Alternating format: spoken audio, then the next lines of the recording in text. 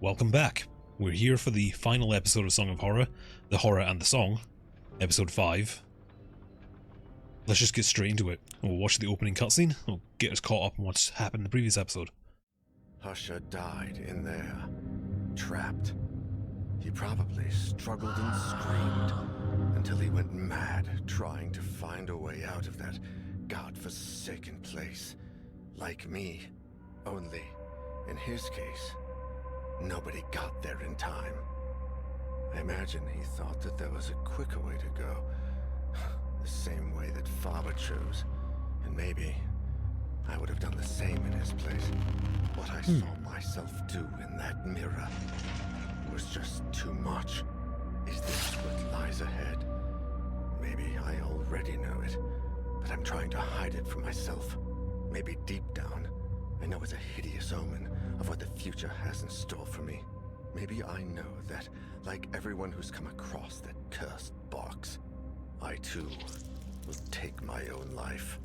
That I would rather surrender to death than face whatever it is that lingers behind that infernal melody. We don't know that that's a way out. Make that melody vanish from the face of the earth. Might be an idea. But what about Ariadne? She's alive. What if only the box can stop this? I can't destroy it without knowing for sure. Maybe there's something in Legrand's diary. Oh God, I need to rest and gather my thoughts. I need to sleep. I can only hope the nightmares won't be as horrible as real life. Real life and the nightmares are interceding, it seems, though. So we got Legrand Ansberg's diary in a different dimension. We found it when it was sat in front of a little girl and a disheveled corpse-looking thing that we've seen before. Daniel has seen that in his nightmares before. What? Uh-oh. Huh.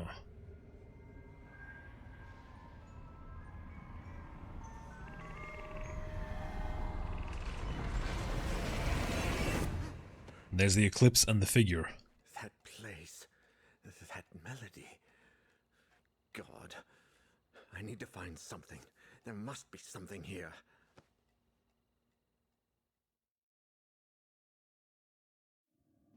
Faber, Husher, every single person who attended that cursed concert in the Abbey, the entire Legrand Amsberg family and I, we all heard the song.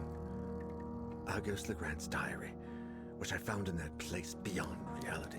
There you go. Was my only hope of unveiling something, anything that could take me down a different path than the rest. And yet, Legrand's notes seemed like nothing more than erratic and incoherent ramblings of a broken mind, so demented that no one could put them together in any order, much less understand them. But I found something towards the end that made some kind of sense. Although, I wish I hadn't. It's all over. Just a moment ago, like every night, the song was invading my dreams, grating incessantly. I woke up, soaked in sweat, and veiled by the shadows. Natalie was sleeping, but I was not. This time, it had to stop. I was hell-bent on destroying the source of that awful song. Considering how old it is that possible? And tore down the same wall I built myself.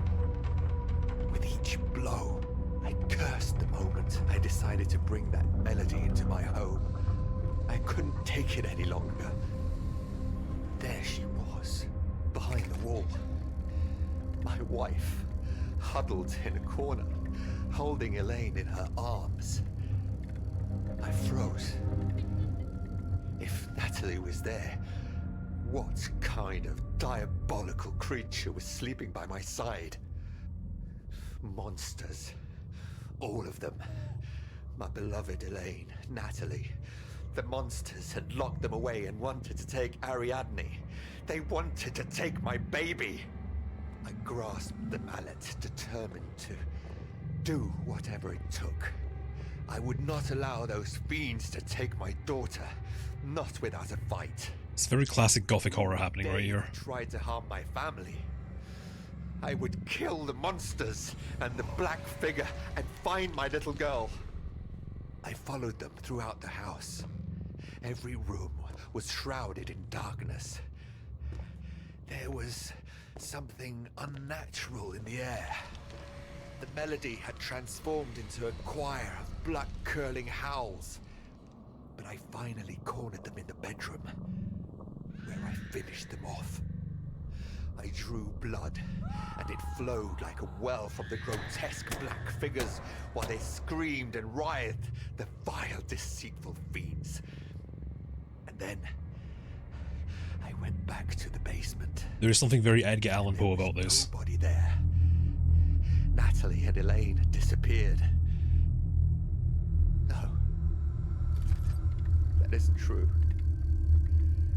They had not disappeared. They had never been down there.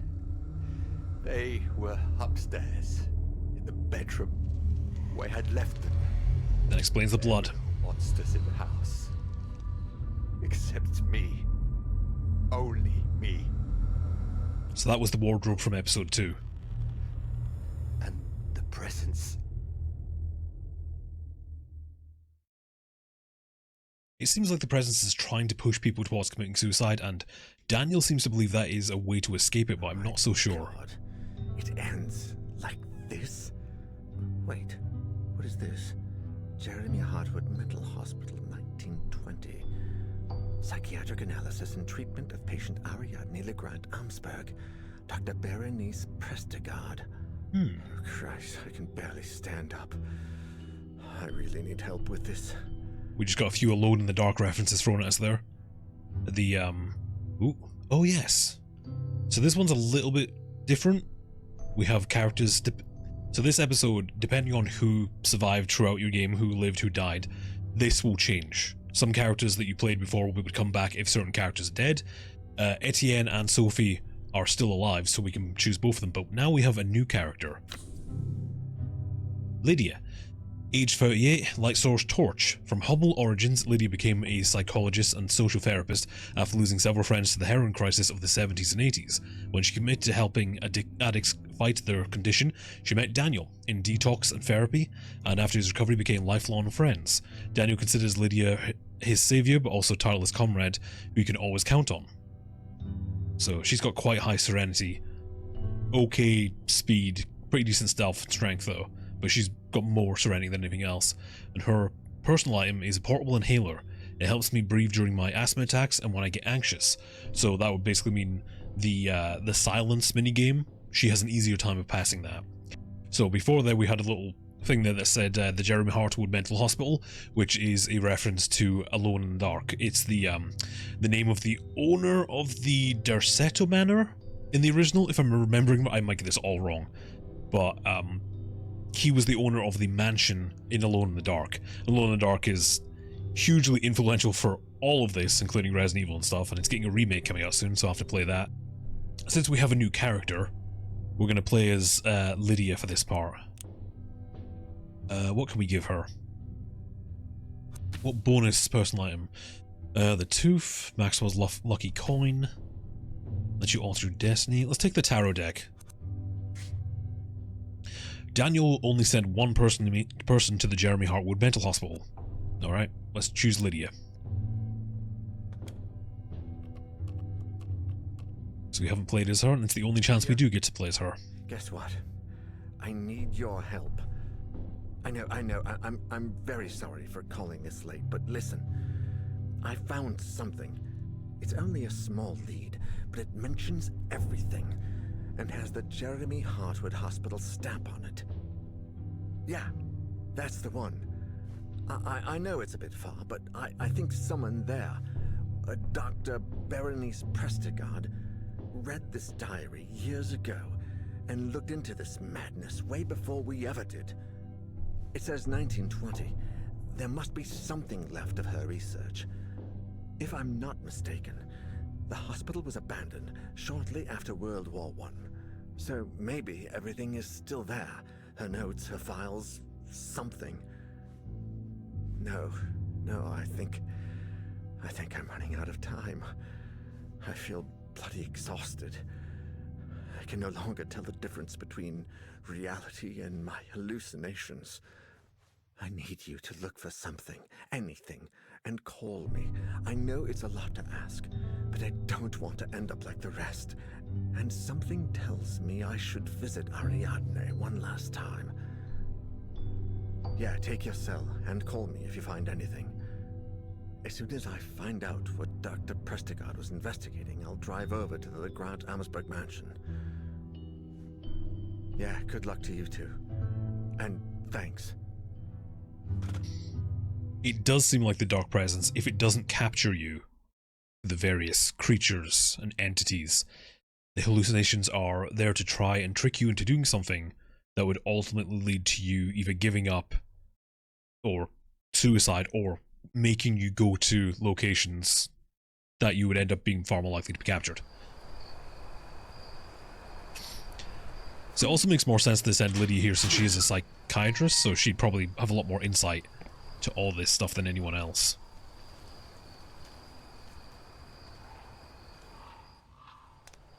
Okay. Jeremy Hartwood Hospital, an old mental health institution for the rich turned dump, or something worse. Definitely something worse. I can't imagine the sound of water in the fountain and the pale peacefulness of this garden back when the hospital was still open many moons ago. That is an old car. Wow, so this place has just been abandoned and just no one's ever come back here? Like 68 years?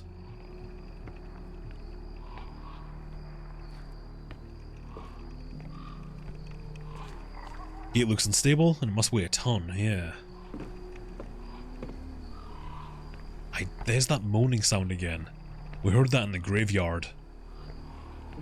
Back in the Abbey of St. Cecilia, there was like a weird moaning noise. Looks like they tried to empty the hospital but had to stop at some point. Okay. So it sounds like someone came in here trying to tear the place down, or maybe... Ooh. That old power generator. Oh.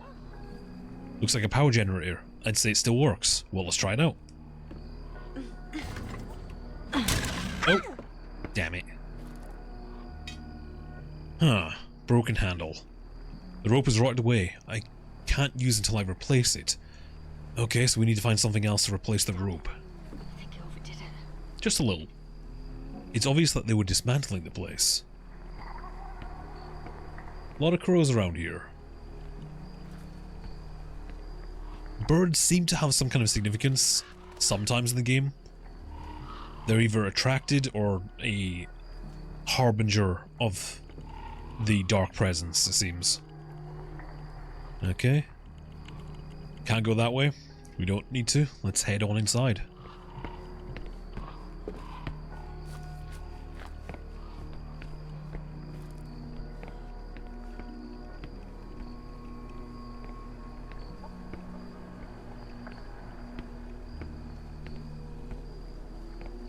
Let's listen to the door first. Nope, it's fine. Let's go in.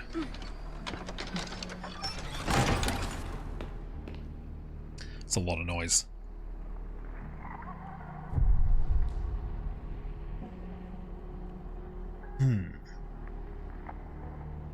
Daniel, you didn't overcome your alcohol addiction to let this kill you. I certainly won't let it happen. I don't know, this seems to be a lot more dangerous than an alcohol addiction. I really hope this is part of an attempt at dismantling the place. Oh. I think my skinny bum can fit in there no problem. Kind of odd for her to say that. It is odd when you get a entirely new character who says the stuff they have no experience with this previously. Panel controls the emergency power goes to, but it's not getting any electricity. Let's read that again. This panel controls where the emergency power goes to, but it's not getting any electricity. So we need to turn the generator on outside in order to get that up and running. Seeing that gurney here, I can only imagine the chaos this place was in. Yeah, an asylum in the 1920s? Probably not a great place.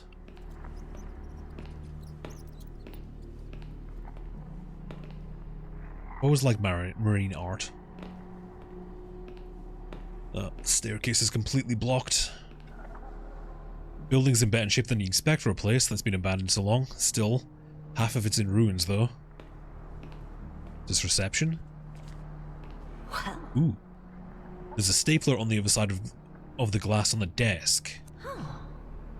Should I try and grab the staple? It's risky, but I think my arm fits in the hole. I don't know, that glass looks pretty sharp. Maybe let's come back here. We need something to reach it with. Empty drawers and worn down object, nothing important. Looks like they never got around to moving. Well, let's check this door. So like a lot of places we've been in, it feels like this place was just abandoned. Like, very suddenly. A couple times, actually. Seems like it was abandoned. The asylum itself was abandoned, but whoever was coming here to demolish, renovate it, they seem to have given up halfway through too. And I can't go through there. Dangerous to move all that. This going to reception? Seems safe. Locked from the other side. How is that possible? Yeah. Standard medical equipment too damaged to be used.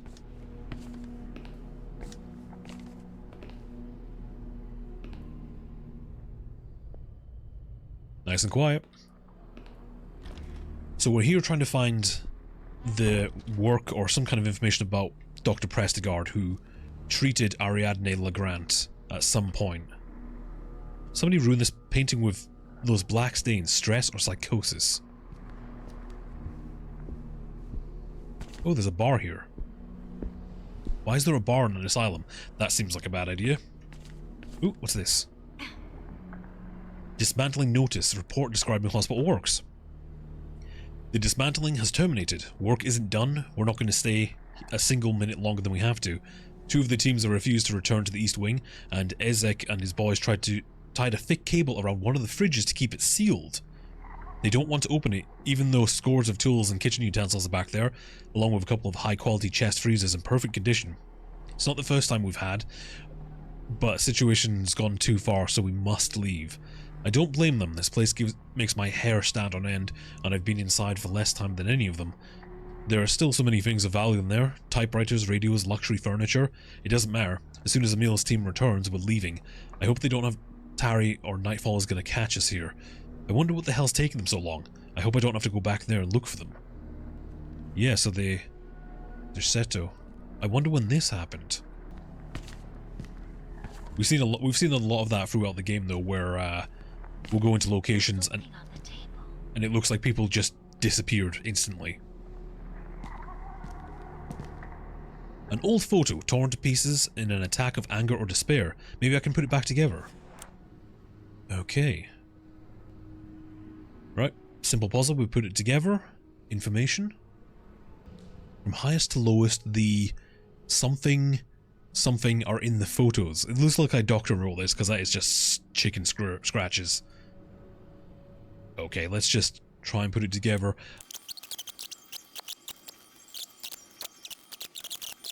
That looks kind of correct though. It's hard to work out how much needs to be overlapping and how much needs to not be overlapping though. Let's just move all this stuff out. So I've been sat here for about 30 minutes now, trying to get this puzzle to complete. It doesn't seem to want to complete, which means it's still bugged after 2 years? Maybe 3 now? It still won't complete.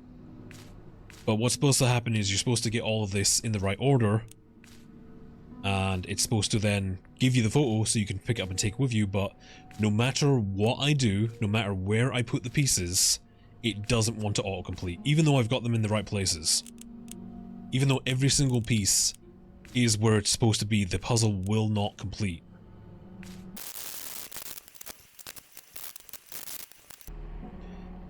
So, after about... It's well over been 45 minutes now since I started this puzzle. I've reset the game twice, I've reloaded this game, reloaded it 3 times, and I finally managed to fix it. As it stands, I didn't do anything different. It's all the pieces are in the exact same place. This is a very, very, very, very complicated puzzle. And at the beginning, when this game was released, it didn't make any sense at all. Not even a little bit. Because the problem was, this top part here didn't have any clue except from highest to lowest, the 7 numbers are in the photo. So you had nothing to go off of.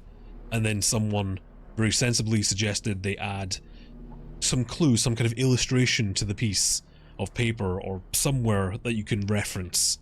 Because before, none of these little illustrations were there at all, so you couldn't work out how to do it. It was a really big problem. It made the puzzle borderline impossible. And to be fair, it kind of still is. Because I just spent a long time trying to put those pieces together.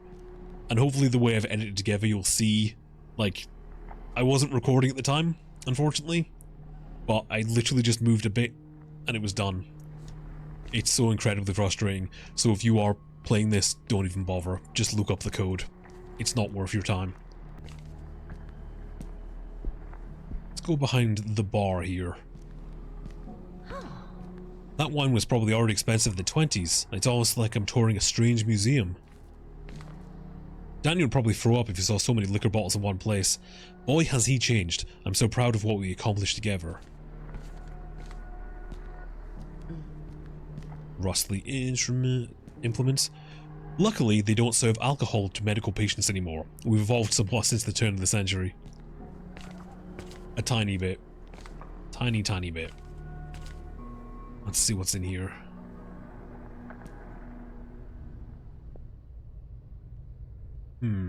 Seems quiet.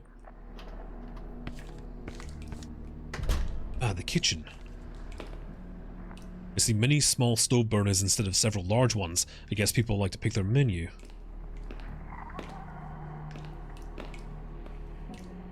I don't know what was in there, but it looks like I'll never be able to figure out. Yeah. Oh, big cupboard to hide in?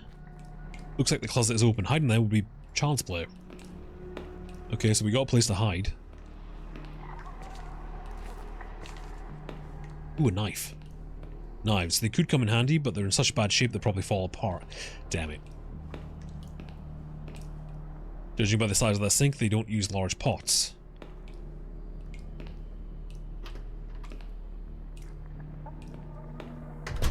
Ooh. Oh, we read about this in that note. They tied together one of the fridges.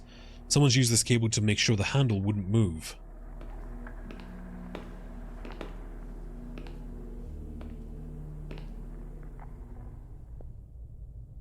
No, that's safe.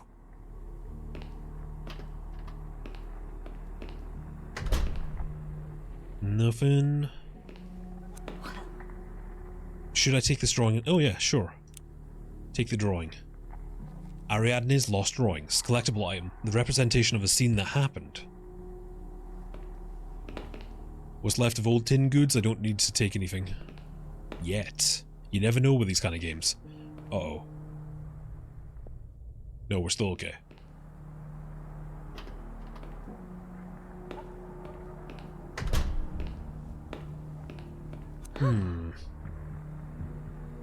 It's not too far-fetched to think that cable could be useful. Should I take it? Yes, but I don't like the way that your heart's beating right now. We need a cable for the generator. Take it? Uh-oh.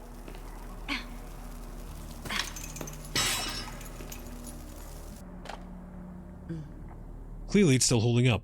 Look at it, it's held the door shut for God only knows how long. Oh crap. Run. Run!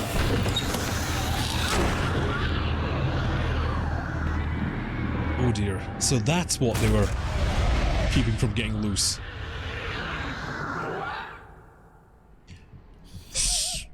What was that? What's in there? So, let's get away from the door. We just read a note about how one of the team who were tearing the place apart or renovating or whatever they were doing, they locked something up in one of the freezers. So I guess that was that. Well, good news is we found a cord that we can replace. Oops. So if we combine these two together, there we go, fixed handle.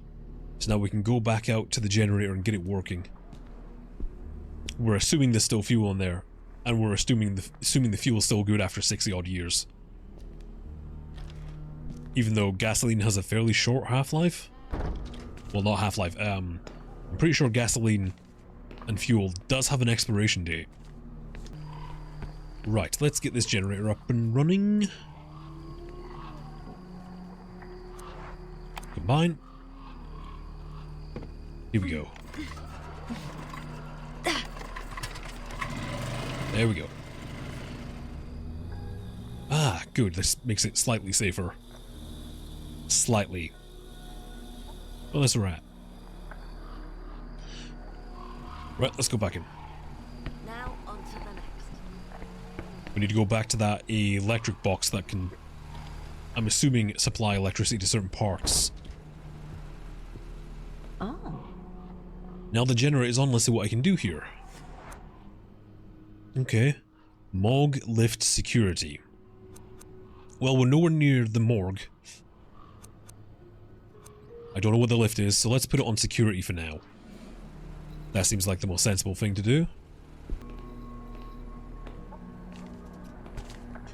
I'm sure the room next door has some kind of access control. Makes sense if this was an institution with potentially dangerous inmates. If that's the case, why is there a children's trike here? Well, no, to be fair, they probably would have had children here too. Mattresses, bed frames, and furniture all lying about.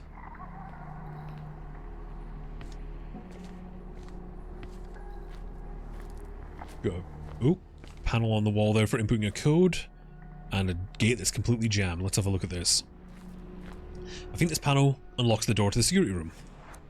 So, now that I finally, after much trial and error, managed to get this, we have our clues. So, 7 people in the foe. 6 of them are wearing white. 4 of them are standing up. 3 of them are sitting down. 3 of them have mustaches, and 3 of them have glasses. So that's 1, 2, 3, and finally, 1 of them is wearing black. There we go. Now, originally when this game came out, that puzzle was nearly impossible to do. None of it made any sense, none of it related to each other. It was completely... It's probably one of the most esoteric things you could ever do with a puzzle. They did kind of link it together better, and adding those illustrations really helps, but it's still not 100% there, especially how finicky putting the photo together is. I see some notes there. Let's have a look. Oh, that's handy. Ah, Dr. Baroness Prestigard. That's what we're looking for. Start. Today's session with Ariadne was by far the most productive to date. Not because of the conversation we had, for her mind continues to adhere to the usual extravagant patterns, but because today she asked to get her things back, which led me to a surprising discovery. Down in the storage room, I was convinced I would not find any of the belongings taken from her when she was admitted, but there was nothing further from the truth.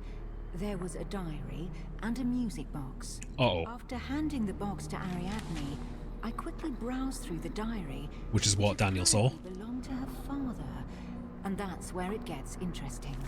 After years of researching paranormal phenomena, Argus Legrand's investigation led him to the Abbey of St. Cecilia, where a cursed concert had supposedly taken place.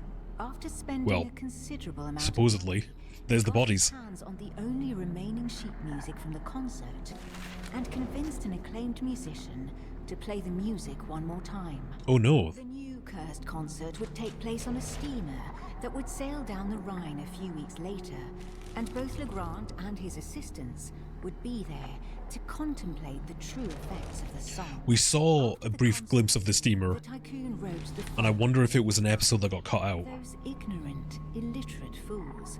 I can only laugh at their curse and their stupidity. The only misfortune that damn song has brought is a hole in my bank account. Alas, at least I take the melody with me. I will have it recorded and play it each day for my family. Ha! Those drunk, lazy bastards.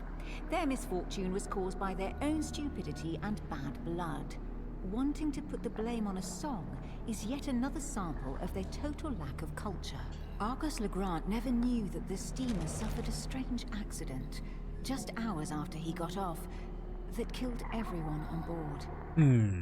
And yet his thoughts on the melody eventually changed. They did indeed change. Interesting. Believe it. Daniel wasn't exaggerating. This is much worse than I ever imagined. So we do see a glimpse of the boat, the steamer boat, when we're trying to figure out where Husher's gone. I do wonder if it was at some point going to be an episode or a location, but it got scrapped, or if it's just another example of this happening in the world. Shit. Looks like Bernice Prestigard found something big, really big. I need to find more research information. All kinds of materials for 80-year-old appliances, some security procedures documents too. Nothing to do with what I'm looking for. Alright, can I get through here? It is very quiet. Like, suspiciously quiet now. Even for this game, this is almost deafeningly quiet. Okay, let's check through these doors.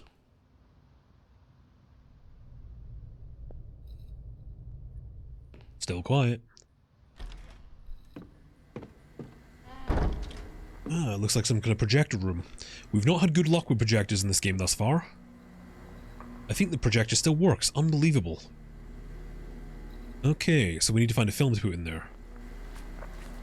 Looks like an audio-visual documentation archive from the period. There might be something useful in there if I can open it. But I got nothing. I need some kind of tool. Screwdriver, perhaps? Something to get open. Bloody hell, it's just a mannequin. I thought it was something else. Would probably fit under there. Means a hiding place. Good to put that on my map. Oh god, shit. Dan, you're right. This is no joke. Wait, is that not a mannequin? That might actually be a real body over there. Okay. We need something to get that cabinet open. Some kind of tool. There's the music. I was thinking it was very quiet suddenly.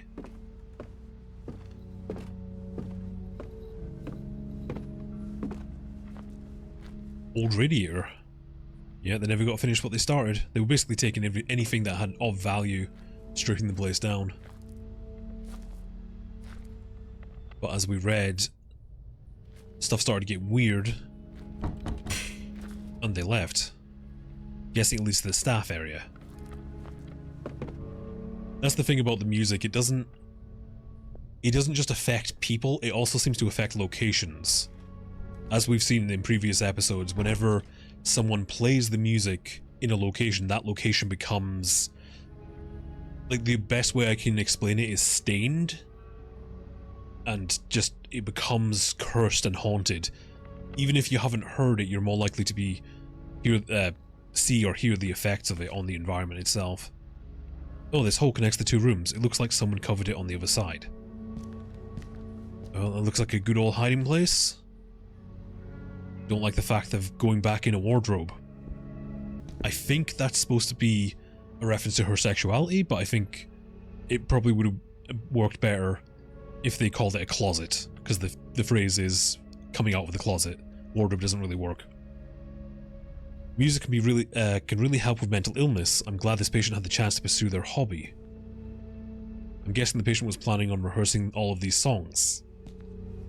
Considering what the game is about, that's not a good thing. Wow, the piano's in pretty good shape, more or less. Oh. And there's... oh, can't see anything up there. Bizarre Eldritch language on them.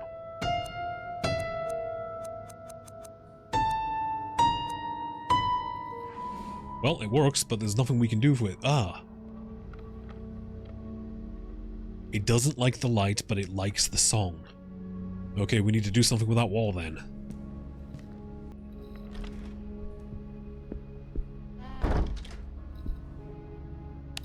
Oh, good. I think someone used a sketch to cover over something that's That's a typo there.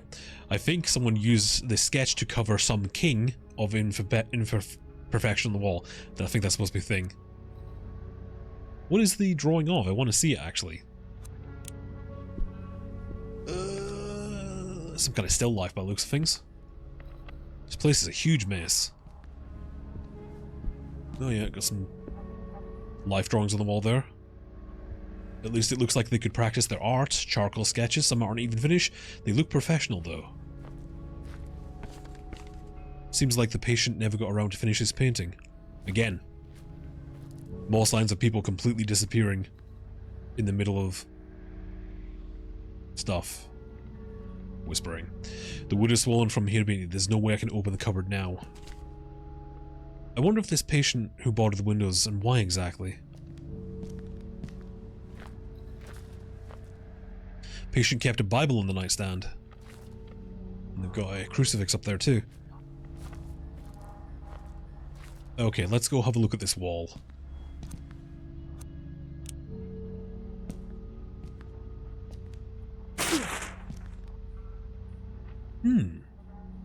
Looks like two of the hospital's patients shared a little secret.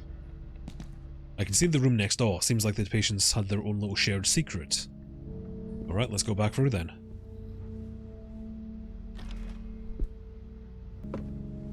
It's been very quiet thus far. I haven't been attacked by any random spooks, which is disconcerting. Okay, so it doesn't like the light, but it likes the song. I can't quite make out what they are. I might need to write this down. It's going to be easier than rather than going backwards and forwards all the time. So I think I've gotten it written down.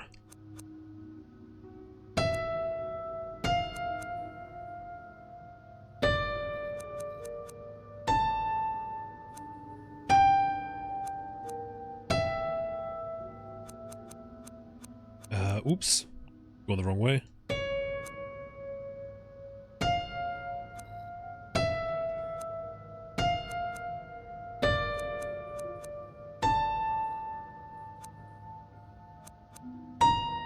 There we go.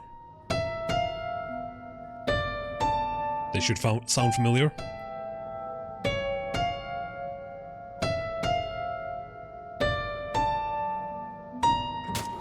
Oh! Oh! Piano key. Pull the key pulled out from the piano due to the peculiar sound it made. Ah, there's a key. See, they hid this tiny key here. Well, there's the... What the hell did I just play? These notes. I felt something indescribable. Terrifying. I don't want to play that again, much less hear that song again. So that raises an interesting question, because what she just played was the titular song. So, does that mean that she has now been cursed? Or is she under can she now be under the influence of the curse? Or do you have to hear more of it? It's interesting. Not really sure. But that concludes the... I don't know what it is with survival horror games and piano puzzles, but they love them. Absolutely love them. So I forgot to mention it while I was playing the game because I was kind of distracted by the piano puzzle, but if you look very closely on the ornate design on the piano itself, you can see in the center there is a very familiar looking symbol if you're into survival horror. That is the Los Illuminados cult symbol from Resident Evil 4. Right in the middle of that. I completely forgot to mention that. So there's another Resident Evil reference. There we go. Oh! Uh-oh. I need to hide right now. Oh crap, where was the last hiding spot? I don't see what. Musician's room. I need to go somewhere else.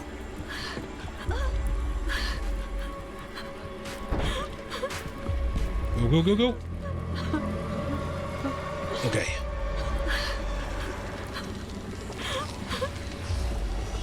Shouldn't be a surprise that happened after playing the song, though.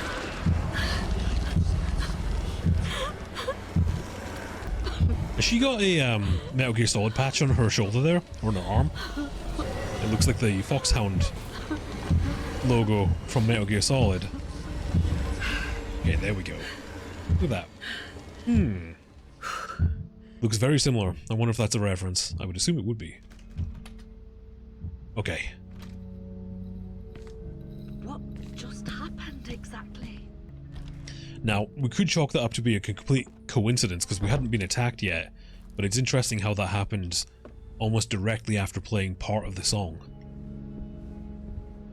Nope, can't open that.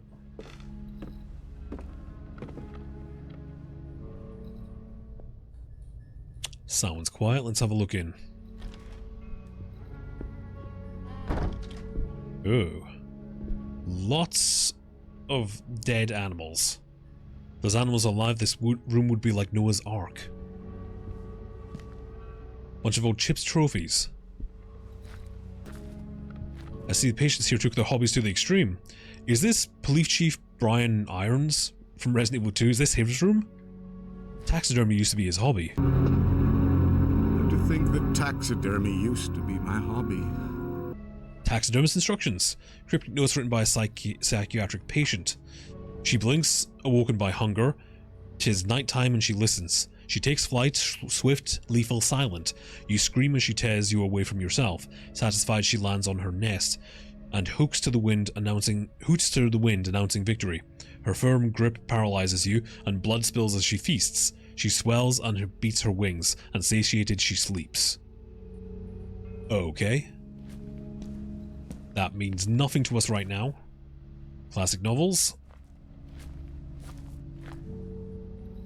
Looks like this patient had other health issues.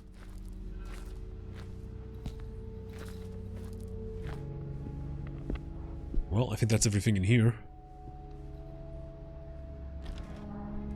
We got some kind of clue to something that we don't know of yet. Ooh, and an SOS box there. Let me just check this room first. Quiet. Nope. Right, I'm going to assume the key is for this. Small cabinet with emergency supplies. The lock looks broken. Oh, really? Shit. So that's not it. I like the way she... Shit. Maybe I could try on... Wait, what did it say? It seems locked, but there's no option for me to use a key, which is interesting.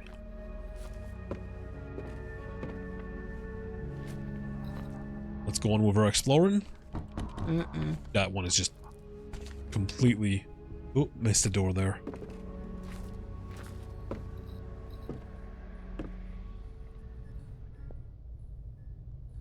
That sounds safe. Nope. Not that way. Locked. Can I use this key? Nope, not that key. I'm going to assume that opens a small drawer or something.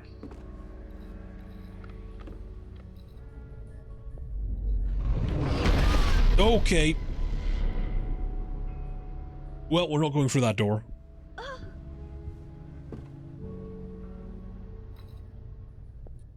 Right, that one's safe. Now, is that door permanently? Oh. Not that way. Okay, we can't get into there either. Right, I have run out of options. Need a key for that door?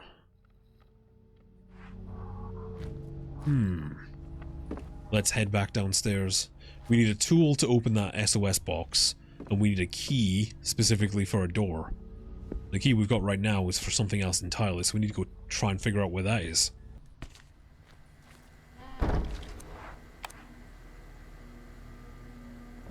Okay, so that opens this cabinet.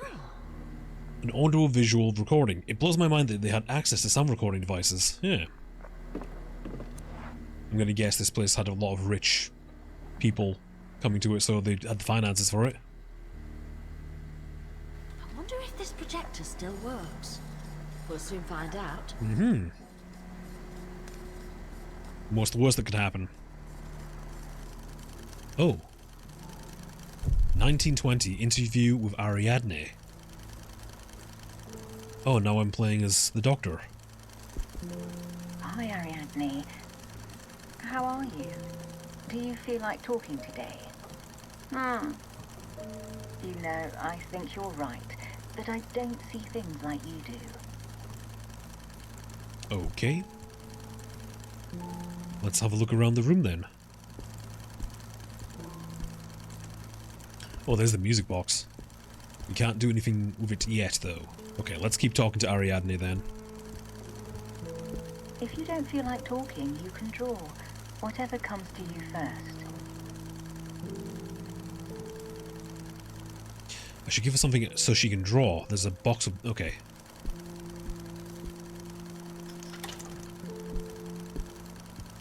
There you go. Turn off the light. Oh. It doesn't like the light. The light. Who doesn't like the light, Ariadne? Okay, let's turn off the light, even though it seems like a terrible idea.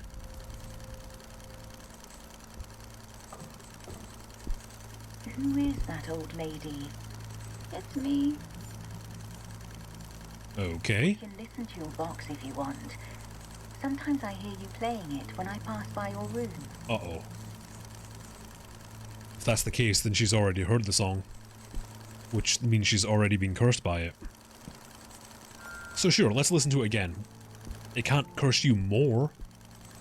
I don't think. No. No, you don't hear them. You don't see it or understand it. What don't I see? Tell me how to understand you, Ariadne. Sleep. Like me. In my bed. You want me to sleep with you?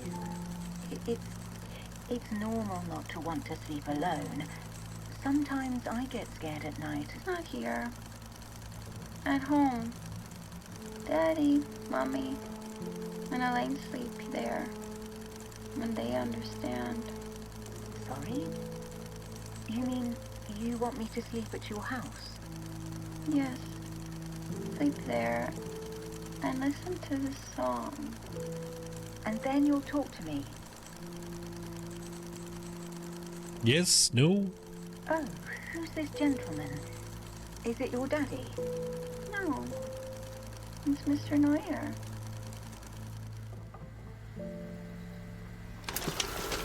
Mr. Neuer. So, Ariadne, back in 1920... What did she say? Mr. Neuer? Daniel? How is that even possible? That recording is almost 80 years old.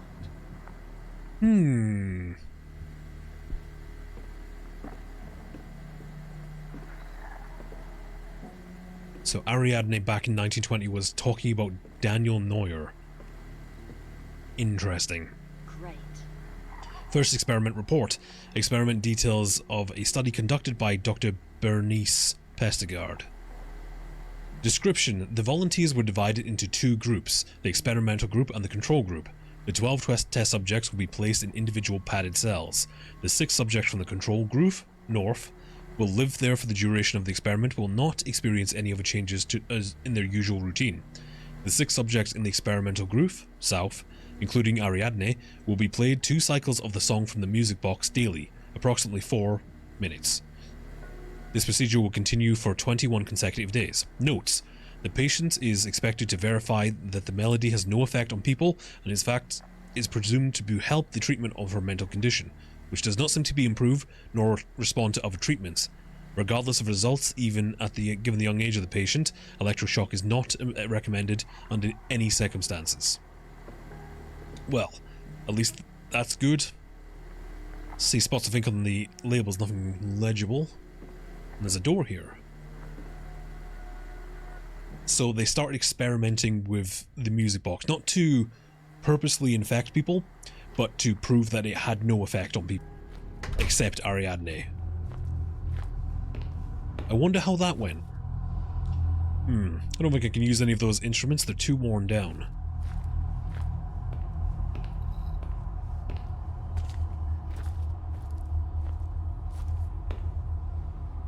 Listen in. Sounds quiet, let's go in. Uh-oh. Oh. This place makes my hair stand on end. Could it be that it's the morgue? That would certainly do it for me. Second experiment report. A form filled by Bernice Pestegard detailing her observations during the experiment. Monitoring the experiment pursues details from the report. Notes. 2 of the patients in the experimental group have disappeared. I was doing rounds in the east wing, and I began to hear screams coming from their cells. I went in that direction to try and calm the patients down, but they were non-responsive. I'm not even sure they could hear me. Their screaming was so loud. I ran to the security room and returned with the manager. As soon as he opened the cell, we saw that it was empty. We could hear shrieking sounds all around us, so it was impossible to know for sure. But I swear the loudest screams were coming from the very room we were about to enter. Besides, as soon as we opened the door, all of the screaming ceased at once. We've checked the rest of the cells, and one of them is empty, but no one moved any of the patients. What the hell is going on? I must get to the bottom of this. So we know what's happening because we've been experiencing it for the entire game. But to the doctors here, this is completely new. Life support should be. Oh, there's another corpse there.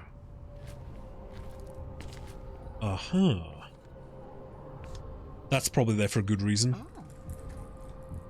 Rats. Wait, something's not right. Why would they close the fridge with this belt?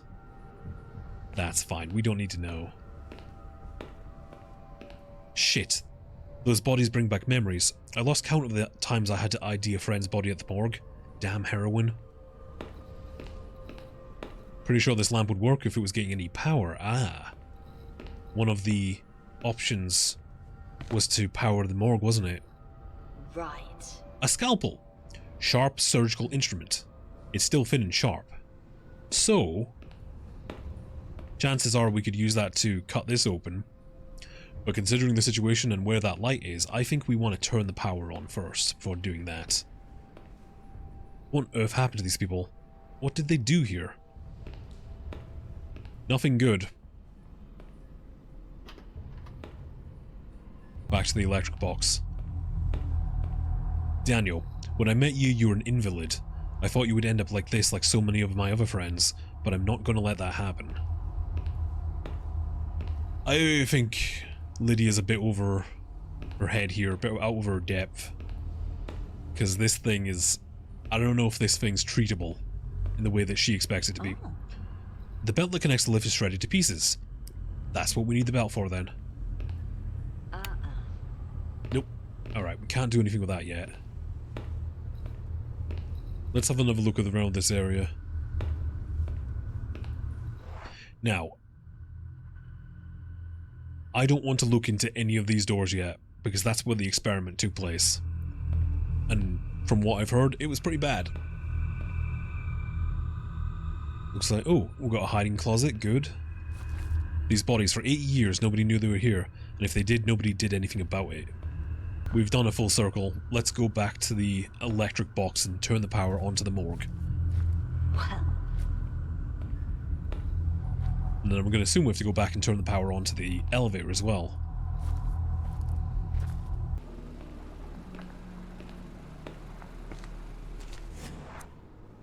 So we need to switch the power. Yeah, so there's morgue, lift, security. I don't think we need the power to the security at all anymore, since we already input the code to get through. So let's put it onto the morgue, and then we can turn that light on, and then get that belt, and then we'll have to come back, and I assume power the elevator as well.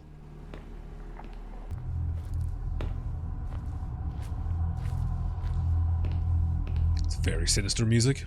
I shouldn't be surprised though, since this is the area that had the experiments with the song on it. It's probably the most cursed. Oh good, the light's on.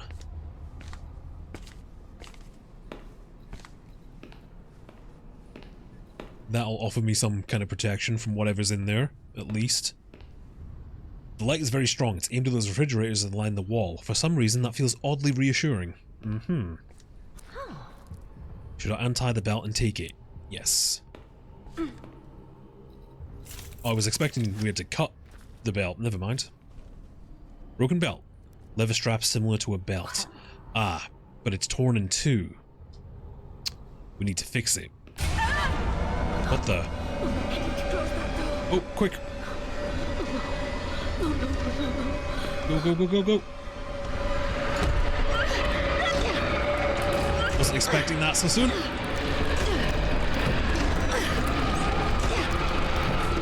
Come on! Come on!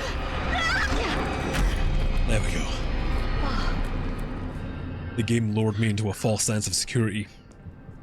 Oh, I almost didn't live to see another day. Oh boy, okay. Let's wait around until that disappears. So, I have a belt, but it's broken, and I have a scalpel too. Now, there was the SOS box upstairs that we needed some kind of tool to open, so maybe we can head there and get that. If this thing's gone.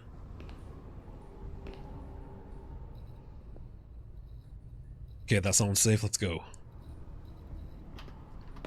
Let's go back upstairs to that SOS box and see if we can pry it open.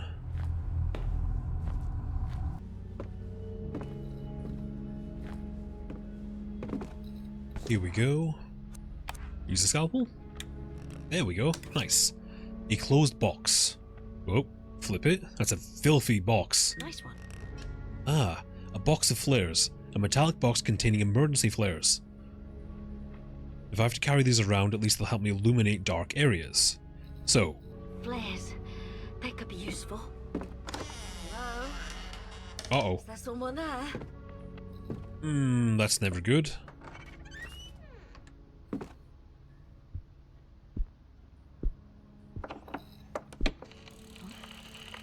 What's that sound?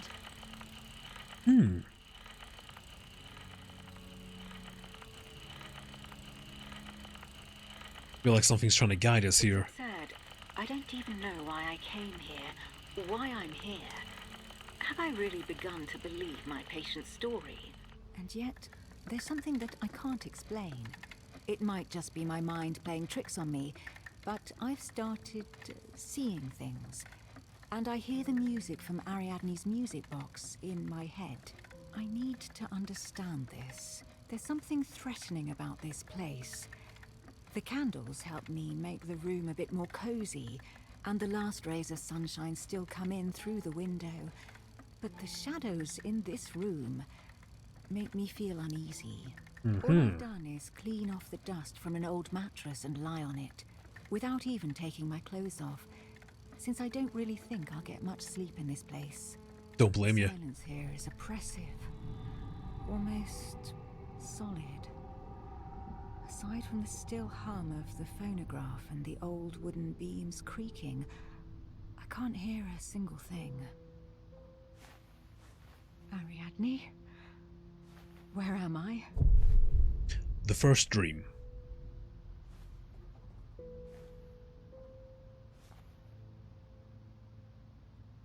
So we're back playing. We're actually playing this Dr. Foley this time. Dreaming. So Ariadne suggested that the doctor go to her house and sleep in her bed to figure out what was happening, to hear and see the things that she sees. Across that door. Phonograph stopped. Am I awake? I don't see anything outside. There's nothing but darkness.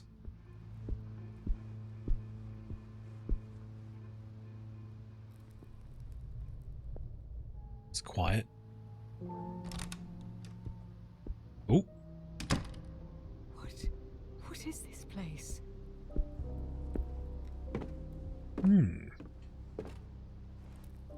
Argos Legrand. Argos discovering or making the box and then ultimately killing himself because of what he did. Legrand. Why am I seeing him? And then that's me. What am I doing in a painting? Notice how there's only one painting for her.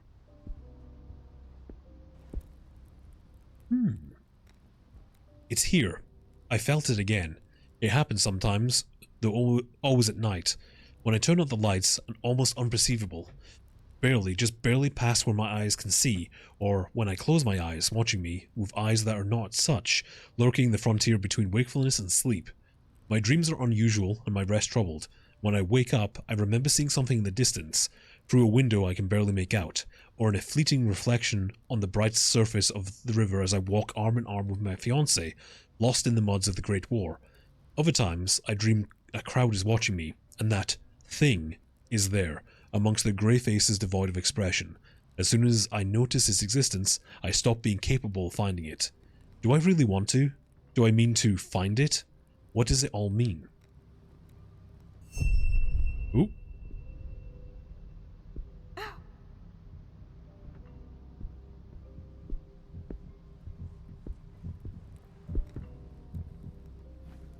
A marble bust.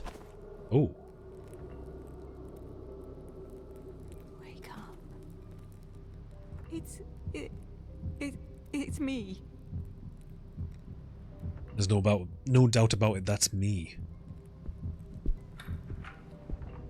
Oh. Door just unlocked. Let's keep going.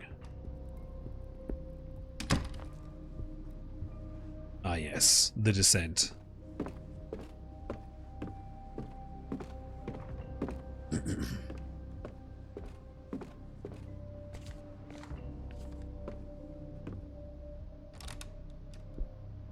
We're back in the gallery. It's the same room, and yet it's not. Who is this person? And what's happened to him? So obviously we know who this is. That is Sebastian P. Husher. Again, image showing him with the box and an image showing what happened to him. Why am I seeing these people? Before we had... Oh, and look over here. We can see that's Isaac Faber. Fine, with him in the box and ultimately what happened to him.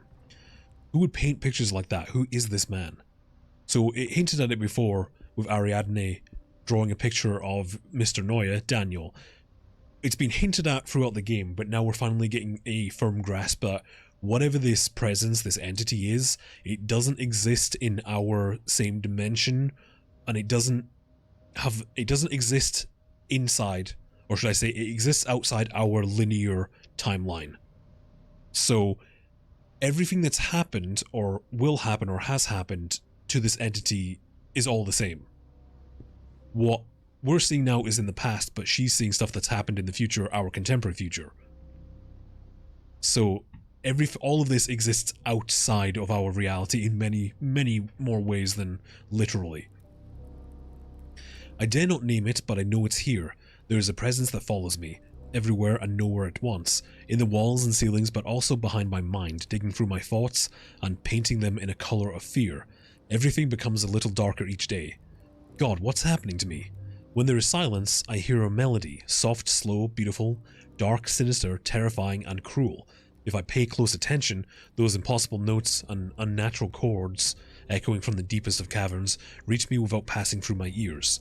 In my dreams, I descend towards an indescribable place I beg to never see. When I wake up, all I remember is the dread. That thing is at the end of the road. It is there. I know it is there. If that is even a place. They are the same. It is there. No, it is not. It equals there. It can't be there. It can't be of this world. Now notice how there is capitalized as if it's a noun. I think what this is trying to say is the presence, the dark figure that we're seeing, and this location that we seem to be ever rapidly approaching in our dreams is one and the same. It is an entity, it is a location, it's a dimension, it is a thing and a place.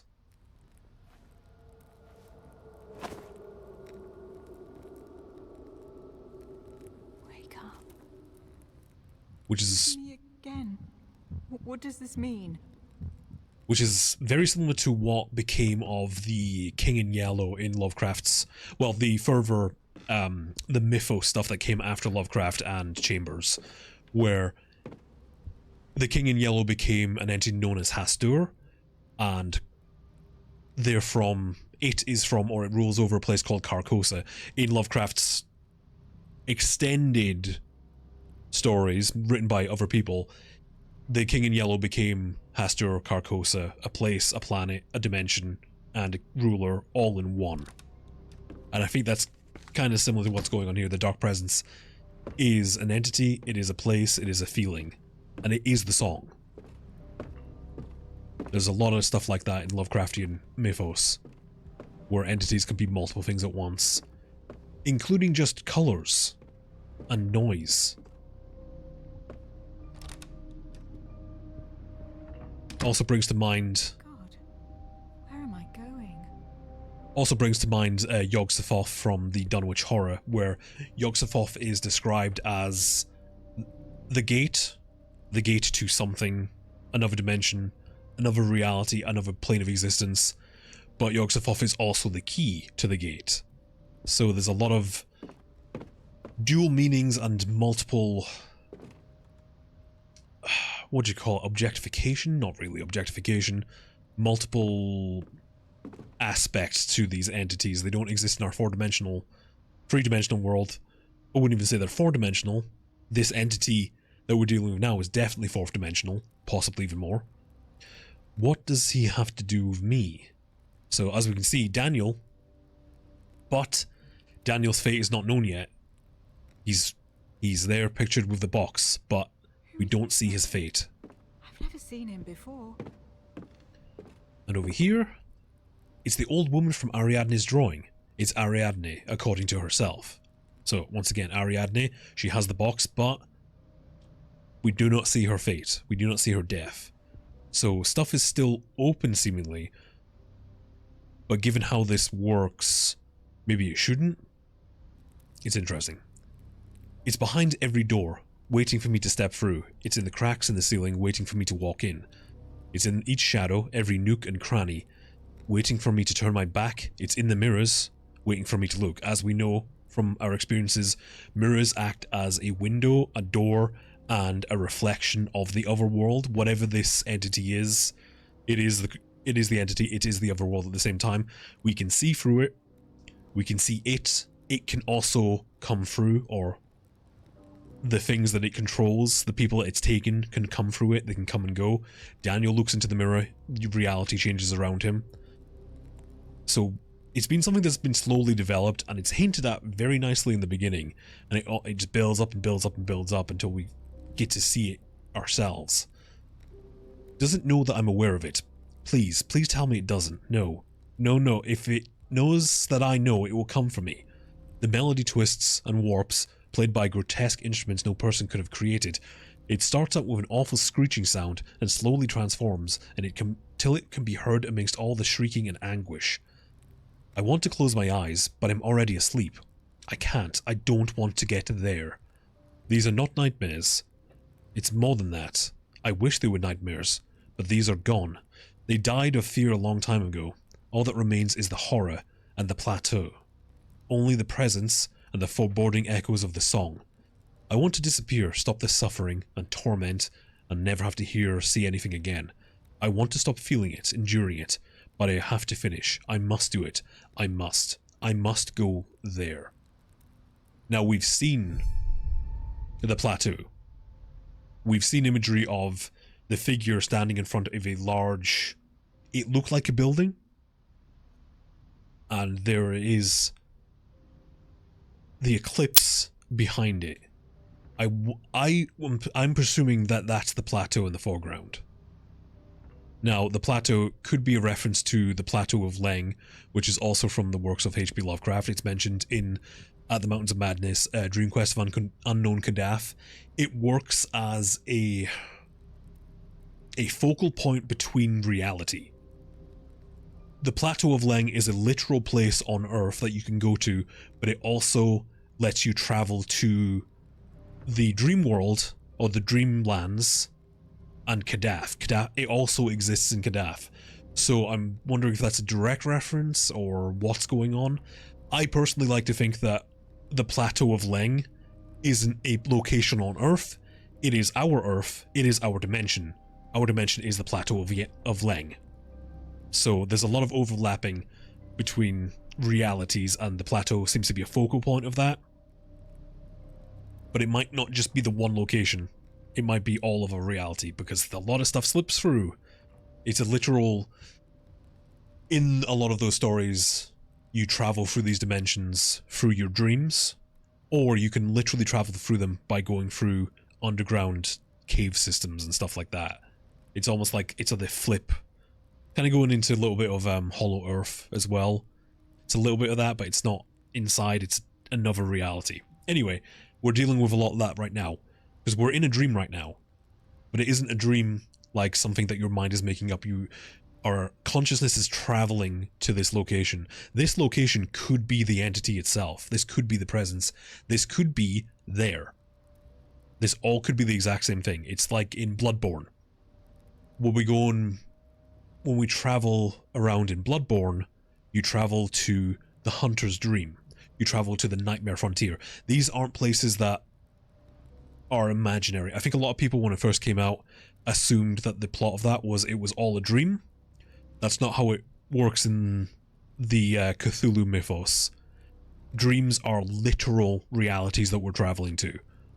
They don't make sense because they don't make sense. It's similar to the John Carter of Mars series, where John Carter, his body is on Earth, but he travels to Mars in like a separate consciousness, but his human body is still interred on Earth. Similar kind of concept. He is literally going there, but he's in two locations at once.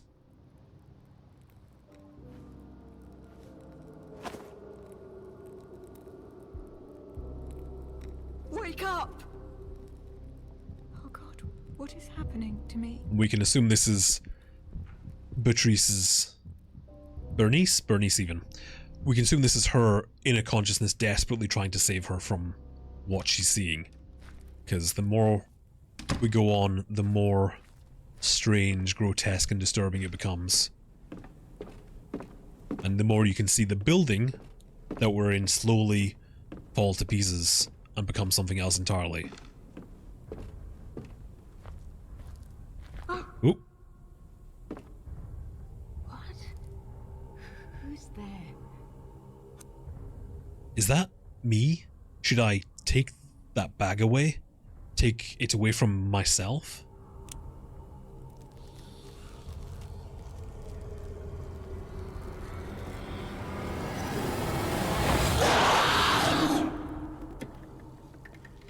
Damn it. I fell asleep. The candles have practically melted through and the wax cylinder on the phonograph is about to run out. I saw something. I don't know what I contemplated in my dreams, but it felt so real. It almost felt like I was moving forwards, or rather downwards. But I don't know towards what. Berenice decided to investigate Ariadne's story, and she found something. I need to keep looking into this. Again, that goes a lot into the Lovecraftian nature of dreams being a journey down. I mean, there's probably a bunch of, you know, Greek and mythology that you can link to the idea of going underground and going to a new reality.